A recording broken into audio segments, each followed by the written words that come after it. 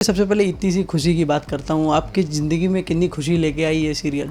बहुत खुशी लेके आई है क्योंकि ऐसा कंटेंट मैं सच्ची में चाहता था कि मैं ऐसे शो का किसी पार्ट बनूं। कोई मुझसे पूछता था ना तो मैं यही बोलता था कि यार सोनी पे मौका मिलेगा तो प्लीज़ ज़रूर करना, क्योंकि इनका ट्रीटमेंट वाइज जिस तरह से स्टोरी टेलिंग होती है बहुत रिलेटेबल, बहुत रियलिस्टिक होती है। इतने अच्छा शो मिल गया जिसका कहानी बहुत प्यारी है और बहुत रिलेटेबल है और कुछ डिफरेंट है, हटके है बाकी शोज से। सर एज अ एक्टर कितना डर लगता है, क्योंकि आजकल बहुत सारे शो आ रहे हैं 6 महीने साल भर में, कोई 3 महीने में बंद हो जा रहे हैं। एक रिस्पॉन्सिबिलिटी भी होता है कि ये शो को मुझे ऊपर लेके जाना है। नहीं, एज एन एक्टर मुझे ये रिस्पॉन्सिबिलिटी, मैं अपने आप को नहीं समझता कि मुझे शो को ऊपर लेके जाना है, क्योंकि हमसे ऊपर बहुत बड़े लोग बैठे हुए हैं, जो मेकर्स हैं, जो राइटर्स हैं, जो प्रोड्यूसर्स हैं। हमें बस एक्टिंग करनी है, हमें बस ये देखना है कि कैरेक्टर जो हम प्ले कर रहे हैं वो कितना अच्छे से एग्जीक्यूट हो रहा है। तो बस ये मेरा ध्यान रहता है। इतनी बड़ी रिस्पॉन्सिबिलिटी मैं लेके चलता नहीं हूँ। तो मुझे ना लंबे शोज पसंद नहीं है ऑनेस्टली। मुझे छोटे शोज ही पसंद है कि 6 महीना 1 साल ऐसा कुछ चले और फिर उसका move on to next project. Jamuniya Shrimaro का शो था, लेकिन क्या रीज़न है वो शो बंद हुआ? क्योंकि उसका कहानी भी बहुत अच्छा था, बहुत प्यारा कहानी था। कहानी थी, प्यारी सी, सब कुछ अच्छा था। बस ये था कि उन्होंने देख रखी थी ये कहानी जो पहले आ रखी थी, तो मुझे लगता है स्क्रिप्टिंग में भी कुछ चीज़ें थी जो कि ऑडियंस को उतना रिलेट नहीं कर पाया या चीज़ें नहीं हो पाई, एक्सपेक्टेशंस पे खरे नहीं उतरे, तो शायद से यही रीज़न था कि वो बंद हो गया था। Hi, this is Rajat Verma and you are watching me on Bazooka TV. जिन्हें लोगों ने फालतू कहा उन्होंने जगत को इतनी सी खुशी दी। हमारे साथ रजत जी हैं। रजत जी, सबसे पहले आपका बहुत बहुत स्वागत है बज़ूका पर। Thank you for having me. क्या कहना? फालतू, नलायक सब कह चुके हैं। एक मैंने सीरीज की थी उसमें नलायक था मैं, तो उसके बाद में मुझे फालतू मिला, फिर फालतू बोला गया मेरे को, फिर उसके बाद कुंवर सा बोला गया। तो अब इतनी सी खुशी चल रही है बस लाइफ पे। हम आपको तीनों जगह कवर किए हैं, फालतू में भी आया करता था जी। क्या कहना चाहेंगे? सबसे पहले इतनी सी खुशी की बात करता हूँ, आपकी ज़िंदगी में कितनी खुशी लेके आई ये सीरियल? बहुत खुशी लेके आई है क्योंकि ऐसा कंटेंट मैं सच्ची में चाहता था कि मैं ऐसे शो का किसी पार्ट बनूं और सोनी के साथ स्पेशली पार्ट बनूं। मैं बहुत टाइम से वेट कर रहा था, बिकॉज मैंने स्टार्ट सोनी के साथ किया था, मेरा सेकंड शो सोनी के लिए था और वो दोनों शोज़ मेरे लिए बहुत अच्छा किया था करियर वाइज। तो मुझे चाहिए था कि मैं किसी और चैनल पे भी करता था, लेकिन मेरा हमेशा मन करता था कि यार कोई मुझसे पूछता था ना तो मैं यही बोलता था कि यार सोनी पे मौका मिलेगा तो प्लीज़ ज़रूर करना, क्योंकि इनका ट्रीटमेंट वाइज जिस तरह से स्टोरी टेलिंग होती है बहुत रिलेटेबल, बहुत रियलिस्टिक होती है। तो मैं ये चाहता था कि ये शो ऐसा हो और इतने अच्छा शो मिल गया जिसका कहानी बहुत प्यारी है और बहुत रिलेटेबल है और कुछ डिफरेंट है, हटके है बाकी शोज से। तो इसका पार्ट बन के बहुत अच्छा लग रहा है मुझे। लेकिन ये शो का पार्ट आपने क्यों बना? सोनी है इसलिए बना कि इनका स्टोरी आपको पसंद आया? जी, मैं तो एक्टर हूँ, मुझे काम मिल गया यहाँ पर तो इसीलिए मैं पार्ट बन गया इसका। मेरे पास 2 शोज थे उस टाइम जब ये स्टार्ट हो रहा था। बल्कि जब उसका ऑडिशन हो रहा था फेब में, तब मैं दूसरा शो करने जा रहा था, मेरा जमुनिया स्टार्ट हो रहा था, तो मैं उसका कॉन्ट्रैक्ट साइन कर चुका था, तो इसका ऑडिशन कर नहीं पाया मैं। तो वो 50 डेज़ में या 45 डेज़ में वो बंद हो गया। उसके बाद इसका वापस से शुरू हुआ ऑडिशन वगैरह, तो भी मैं ट्रैवल कर रहा था तो मैं दे नहीं पाया था। फिर उसके बाद मेरे कहीं और एक शो के लिए बात चल रही थी, उसका भी कॉन्ट्रैक्ट साइन करने ही वाला था, लेकिन इसके लिए भी शुरू हो गया था, तो मैंने उसको होल्ड पे डाल दिया किसी तरह से। और फिर उसके बाद जो पहले वर्कआउट हो गया, अच्छा हुआ कि वो पहले वर्कआउट नहीं हुआ, ये पहले हो गया और इसका पार्ट बन गया। सर एज अ एक्टर कितना डर लगता है, क्योंकि आजकल बहुत सारे शो आ रहे हैं 6 महीने साल भर में, कोई 3 महीने में बंद हो जा रहे हैं। तो एज अ एक्टर कितना डर लगा रहता है कि ये शो चलेगा या नहीं चलेगा? क्योंकि एक एज अ एक्टर एक रिस्पॉन्सिबिलिटी भी होता है कि ये शो को मुझे ऊपर लेके जाना है। आपको कैसा लगता है? नहीं, एज एन एक्टर मुझे ये रिस्पॉन्सिबिलिटी, मैं अपने आप को नहीं समझता कि मुझे शो को ऊपर लेके जाना है, क्योंकि हमसे ऊपर बहुत बड़े लोग बैठे हुए हैं, जो मेकर्स हैं, जो राइटर्स हैं, जो प्रोड्यूसर्स हैं और जो चैनल में भी क्रिएटिव्स हैं। तो वो सब लोग का डिसाइडिंग फैक्टर है कैसे क्या चीज़ें हैं। हमें बस एक्टिंग करनी है, हमें बस ये देखना है कि कैरेक्टर जो हम प्ले कर रहे हैं वो कितना अच्छे से एग्जीक्यूट हो रहा है और कहानी को कितना अच्छे से हम बोल पा रहे हैं। तो बस ये मेरा ध्यान रहता है। इतनी बड़ी रिस्पॉन्सिबिलिटी मैं लेके चलता नहीं हूँ। और रैदर देन मेरे साथ मेरी थोड़ी सी दिक्कत ये है कि मुझे ना लंबे शोज़ पसंद नहीं है ऑनेस्टली। मुझे छोटे शोज़ ही पसंद है कि 6 महीना 1 साल ऐसा कुछ चले और फिर उसका move on to next project, क्योंकि मुझे लगता है कि मैं क्रिएटिवली ना उस कैरेक्टर को लेके ख़त्म हो जाता हूँ। जितना मेरे अंदर होता है मैं उसको पोर्ट्रे कर चुका हूँ, मैं उसको प्ले कर चुका हूँ। जो शेड्स में मुझे लगता है एक्सप्लोर करने चाहिए तो उस कैरेक्टर को लेके वो मैं कर चुका होता हूँ। उसके बाद कहानी भी स्ट्रेच हो रही होती है, कैरेक्टर भी स्ट्रेच हो रहा होता है, फिर एक मोनोटनस हो जाता है, बोरियत होने लग जाती है। तो उसके बाद मैं सोचने लगता है कि बस दूसरे प्रोजेक्ट पे जाना चाहिए।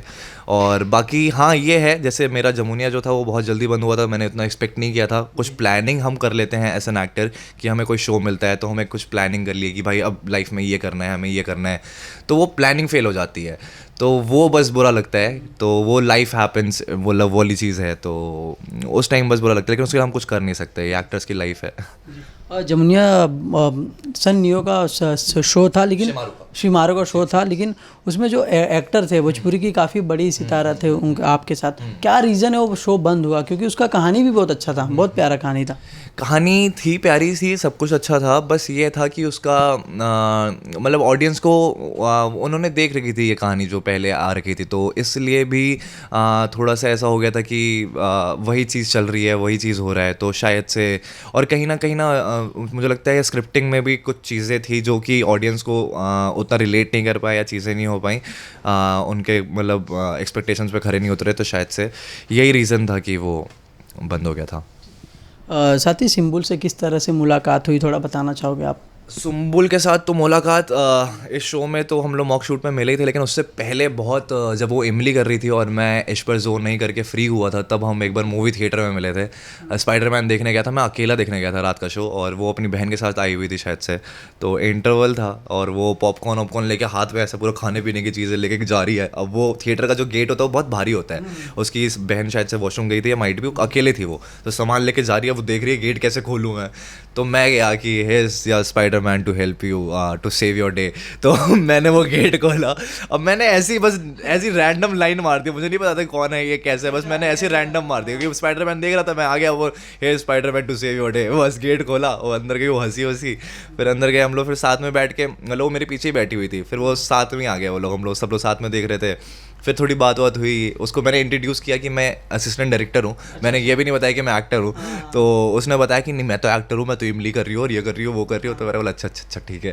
तो फिर मैंने बोला कि नहीं मैं तो एडी हूँ, फिर मुझे बाद में लगा कि यार झूठ क्यों बोला मैंने, ये जब एक्टर है तो ठीक है मैं भी एक्टर हूँ, और हम सेम प्रोडक्शन का शो कर रहे थे, ठीक है। तो फिर उसके बाद मैंने बताया, फिर हमारे डायरेक्टर सेम निकले और ये सारी चीज़ें, फिर हमारी बातें हुई थोड़ी सी, फिर उसके बाद से कट 2 खत्म हो गई हमारी सब कुछ बातें, कुछ हम लोग को टच में नहीं रहे। फिर उसके बाद कट 2 हम मॉक पे मिले, और फिर मॉक पे मैंने उसको याद दिलाया कि ये सुम्बुल ऐसे, तो बोले कि येस आई रिमेंबर, और ये वो। फिर उसने मिशकत के बारे में बताया कि मिशकत को भी उसने अज्यूम कर लिया था कि वो रजत है और ऐसा, तो मैंने बोला अच्छा। तो फिर उसके बाद हम लोग का, लेकिन यही है कि हम लोग एकदम ही तुरंत ही क्लिक कर गए थे, जैसे ही हम लोग मिले थे तो बहुत अच्छा बॉन्ड हो गया, बहुत अच्छी फ्रेंडशिप हो गई एकदम, ये सेम टैंजेंट पे हम लोग जोक्स मारते हैं, सेम टैंजेंट पे मस्ती करते हैं, तो बहुत अच्छे से वो बॉन्डिंग हो गई, और वो मेरे ख्याल से स्क्रीन पे भी बहुत अच्छे से दिख रही है। अभी वो जो पिछला आपने उनसे झूठ बोला था, जो भी मस्ती हुई थी, उसको लेके अभी बात होती है कुछ, एक दूसरे को चिढ़ाना या कुछ भी प्रैंक करना, ऐसा नहीं, मस्ती कुछ? वो उससे रिलेटेड कुछ नहीं होती है, उसके अलावा बहुत सारी चीज़ें हम बहुत प्रैंक व्रूंक करते रहते हैं। अभी जैसे परसों ही हुआ था, एक डायरेक्टर सर और सुम्बुल ने एक डिसाइड किया प्रैंक कि ये जैसे ही लाइन में फंबल मार कर उसको एक चाटा मार दिया तो वो कर दिया उन्होंने, तो मेरे को गुस्सा तो बहुत आया, क्योंकि मुझे ऐसा है ना कि मेरे के नेक के ऊपर भी कहीं पर कोई हाथ लगा दे तो मुझे बहुत गुस्सा आता है, तो वो कर दिया था, तो इंस्टेंटली तो मैं हंसा, लेकिन फिर बाद में मुझे ऐसे कंट्रोल किया था कि डायरेक्टर सर भी आएगी, क्या हो गया बेटा क्या हो गया, मैं बोला सर इससे ऊपर मत टच किया करो बस कोई भी तो फिर इसका सुम्बुल भी ऐसे हो गई थी यार, सॉरी, तो मैं बोला हाँ ठीक है, फिर प्रैंक था वो तो ठीक है, लेकिन वही है, मुझे लगा कि फिजिकल नहीं होना चाहिए प्रैंक, जो भी है आप वर्बल कर लो या चीज़ें कर लो, तो कि कोई हर्ट ना हो आई गेस। तो ऐसे प्रैंक्स तो हम लोग बहुत करते रहते हैं, बहुत ज़्यादा होते हैं, बहुत मस्ती करते हैं। जैसे सुम्बुल अभी बेचारी उसके पैर पे चोट लग गई थी, तो वो लंगड़ा के चल रही थी, तो हम लोग उसको इमिटेट कर रहे थे, सारे पीछे उसके लंगड़ा के चल रहे हैं, तो ऐसे मस्ती तो करते रहते हैं हम लोग बहुत। अपने विराट की लाइफ से और अपनी रियल लाइफ से कितना वो करते हैं, सिमिलर कितना है दोनों लाइफ में? सिमिलैरिटीज़ तो ये है कि दोनों ही कैरेक्टर्स बड़े जॉली टाइप के हैं, बहुत ही फन लविंग हैं और बहुत ही मिलनसार कैरेक्टर्स हैं। और जो मुझे रिलेट नहीं करता हूँ वो चीज़ है कि विराट जो है बहुत आउटस्पोकन है, बहुत ही डायरेक्टली फ्लर्ट करता है या सारी चीज़ें करते हैं। मैं रियल लाइफ में बहुत शाय हूँ, मैं उतना जल्दी अप्रोच नहीं कर पाता हूँ या मैं उतना खुल के बात नहीं कर पाता हूँ, जब तक मैं मिल लूँ या थोड़ा सा घुलने मिलने में टाइम लगता है मुझे। लेकिन विराट के साथ ऐसा नहीं है, तो वो थोड़ा सा था कि वो फ्लर्ट करना और ये सारी चीज़ें करना थोड़ा सा चैलेंजिंग था, और ये नॉट रिलेटेबल टू मी है। लेकिन आपने तो अभी कहा कि सिम्बुल से मैं पहली बार मिला तो झूठ बोला, अरे घुल मिल गए। हाँ वो, लेकिन नहीं पता, उस दिन तो स्पाइडरमैन था, तो वो बस दिमाग में चढ़ा हुआ था ऐसे स्पाइडरमैन का, तो एक लाइन ऐसे ही बस निकल आई, पता नहीं कैसे तो वो हो गया। बाकी निहारिका चौकसी से बात भी होती है जो आपके साथ फालतू सीरियल में थे। हाँ वो बहुत अच्छी दोस्त है मेरी अभी वो तुमसे तुम तक कर रही है और बहुत अच्छा शो चल रहा है उसका। हम लोग की अभी कल ही बात हो रही थी मेरे ख्याल से, वो उसका पैकअप जल्दी हो गया, मेरा नाइट शिफ्ट था तो हम लोग मिल नहीं पाए, नहीं तो मिलते रहते हैं हम लोग। अब उसको भी टाइम नहीं मिल रहा है, मेरे को भी टाइम नहीं मिल रहा है, तो बस मिल नहीं पा रहे हैं, लेकिन हमारी बहुत अच्छी फ्रेंडशिप है। लास्टली ऑडियंस को क्या मैसेज देना चाहेंगे आप? लास्टली ऑडियंस को यही मैसेज देना चाहेंगे कि आप हमारा शो देख रहे हैं, आपको पसंद आ रहा है, थैंक यू फॉर दैट। और प्लीज़ आप ऐसे देखते रहिए, ऐसे ही प्यार करते रहिए, और प्लीज़ इस शो को अपनी फैमिली के साथ बैठ के देखिए, क्योंकि जो इसमें हम सीन्स हैं या जो चीज़ें हैं, अगर आप फैमिली के साथ देखोगे तो उसमें डिस्कस करने में, आपको बात करने में बहुत मज़ा आएगा। बाकी जो बच्चे हैं, जो सब कुछ है, तो वो लाइट हार्टेड फील है शो आपके लिए, तो फुल मज़ा आएगा। कुछ ऐसा ड्रामा नहीं है कि आप सर पे लेके बैठ जाएंगे अरे ये क्या हो गया, तो आप बहुत इन्जॉय करोगे। तो प्लीज़ आप ऐसे देखते रहिए। Thank you sir, thank you so much.